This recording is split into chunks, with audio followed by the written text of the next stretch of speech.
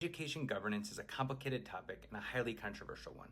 In 2007, DC Mayor Adrian Fenty signed legislation from the DC Council to empower the mayor to run DC public schools, taking power away from an elected school board and giving it directly to the mayor, who would oversee both DC public schools and appoint the leader of the Office of the State Superintendent for Education and members of the Public Charter School Board. In total, DC's form of mayoral control became the most complete mayoral takeover in the United States. Where in other districts, mayoral control meant providing direct power to the mayor over public schools, only in DC did it extend to control over the agency controlling education data and oversight, the superintendent's office. And only in DC did we simultaneously have both mayoral control and a system of public charter schools authorized outside of the public school system. It wasn't the first time DC had governance reform. In fact, we've had hundreds of changes in how schools are governed in our history, too many of them with federal intervention. But the 2007 reforms have defined our school system ever since. You'll hear all kinds of arguments about how mayoral control has been a success. Frequently, mayoral control proponents will point to gains on student test scores and argue that we can't go back to the bad old days when school started late and books were stuck in a warehouse, eliciting a picture of dysfunction in the days of an elected school board. But these arguments are built on misinformation. First, state test scores actually rose more in the 5 years before mayoral control than in the 5 years after. The pace continues to be slow, and achievement gap closure has been incremental at best. Today, nearly 2 decades after the beginning of mayoral control, only 24% of Black students are scoring proficient in ELA, compared to 82% of white students. And only 12% of Black students are scoring proficient in math, compared to 74% of white students. I don't think that's the kind of progress proponents promised. In 1996, school did indeed start 3 weeks late, but not because we had an elected school board. Rather, in November of 1996, the congressionally imposed Financial Control Board, which handed power to an Army general named Julius Becton. It was under his leadership, not the school board's, when school opened 3 weeks late due to building maintenance. As for books being stuck in a warehouse, 20 years later, teachers have routinely testified on the delay in getting new resources for their classroom at the beginning of the year. Cards teachers are supposed to use to purchase initial supplies arriving weeks late, and on average, DC teachers requesting tens of thousands of dollars from the public on donors' choose every year for new classroom books. Surely, since 2007, we have seen some gains in our education system. We have built beautiful new schools, facilities, expanded access to early learning, and increases in teacher pay alongside modest gains. But let's dispel the myth of the bad old days. DC has still struggled to close opportunity gaps and has among the highest teacher turnover in the country, high student segregation, and far less independent accountability. 5 years after the implementation of mayoral control, a 5-year review was due. When it came out, a couple years later, it found that it produced little by way of results and failed to meet its promise, and that so far, to that point, with some improvements in math but little in reading and graduation rates, fluctuating year to year, with no discernible upward trend since the implementation of mayoral control. Importantly, they concluded the gap between white students and Black and Hispanic students had not narrowed. In 2010, Vince Gray ran against Adrian Fenty for mayor and went hard as a critic on slow school progress and reforms.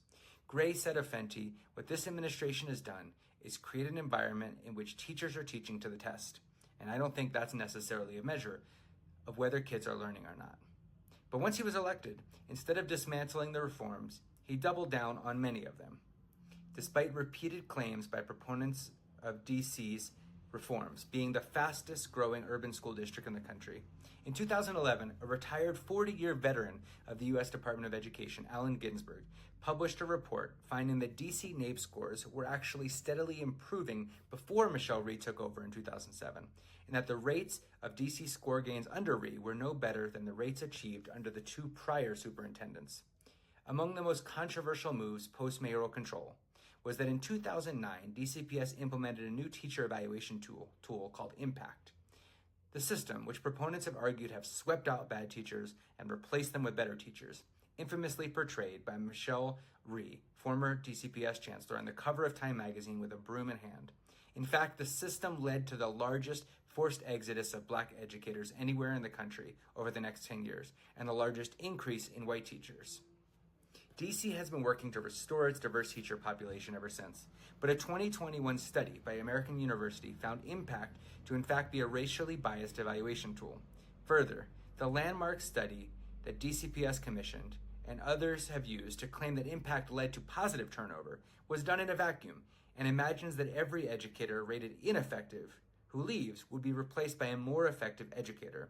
It ignores that 2/3 or more of the educators who have left DCPS over the past 5 years have in fact been educators rated effective or highly effective. Now, a bunch of this may sound to you like he said, she said on data. Who's right? One of the reasons there is so much dispute over our data is that DC, again, is the only place in the country where the education agency responsible for producing our education data is also under the control of the mayor. Meaning, there is also and always a political incentive to make sure that they are producing data favorable to the mayor and the person in power.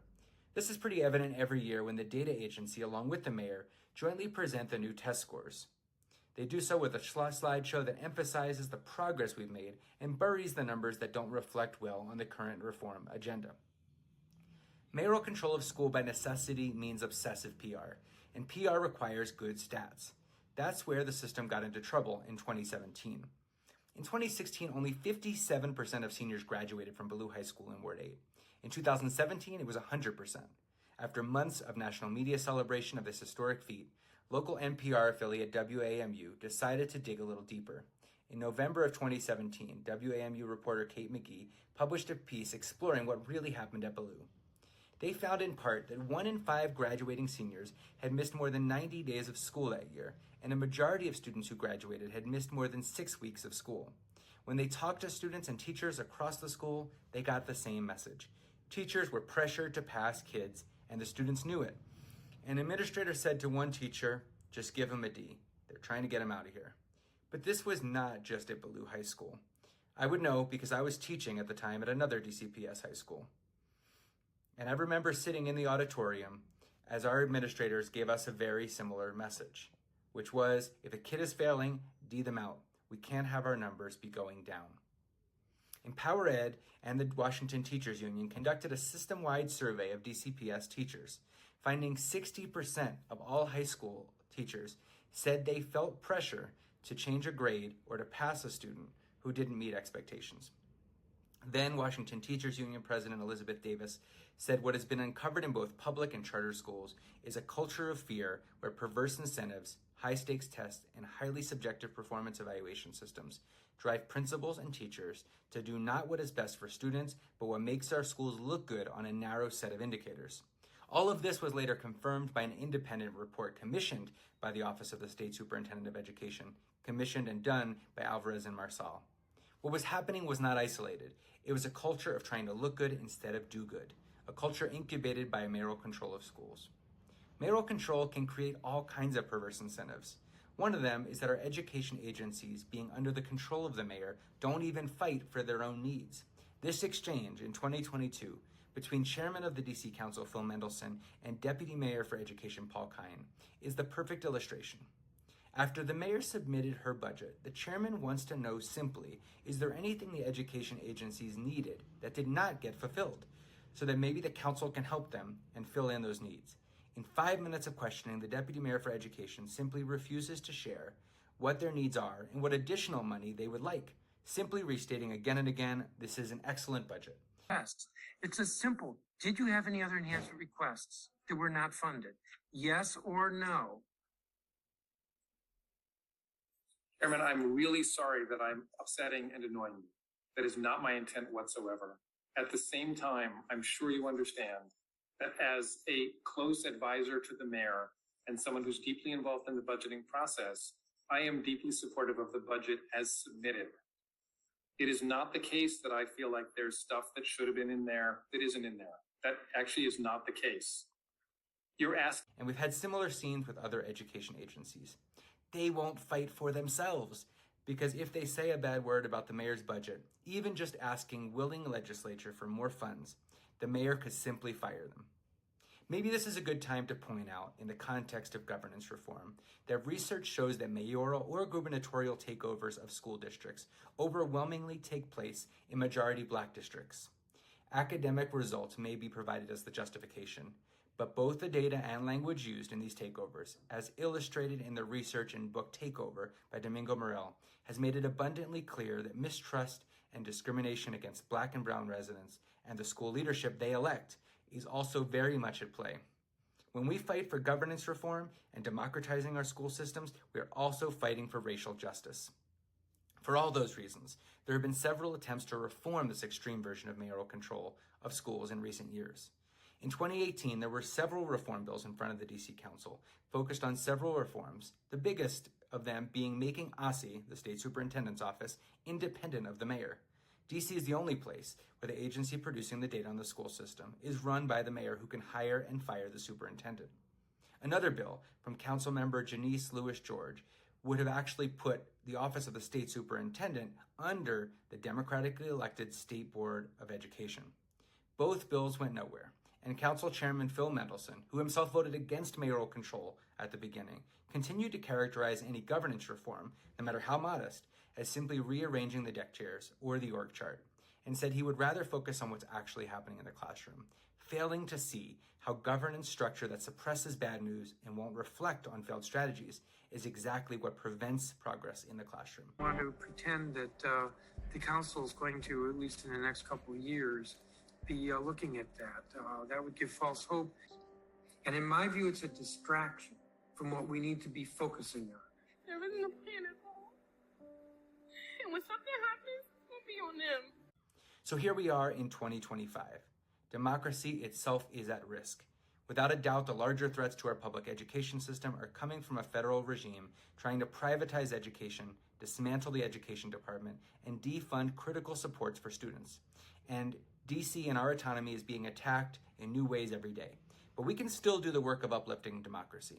The State Board and DC Council are once again considering ways to promote democracy in our school system with measured reforms of mayoral control. When the school board was disbanded and the elected DC State Board of Education confined to a new role, they were given limited authority only to vote up or down on a limited set of policies coming from the superintendent's office, like graduation requirements, how schools are evaluated, and state standards. But new ideas would allow the state board, at least, to not only vote yes or no on other people's ideas, but allow these elected representatives, elected by their constituents, to initiate new policy, or at least amend policies sent to them in limited areas. A bill in the DC Council from former State Board member Zachary Parker, now a council member, would set up a process for the State Board to initiate policy and push it through with the agreement from the council. This conversation is not over. It's been too long without a real reflection on what works and what needs changing. And it's time for action. I hope you can get involved.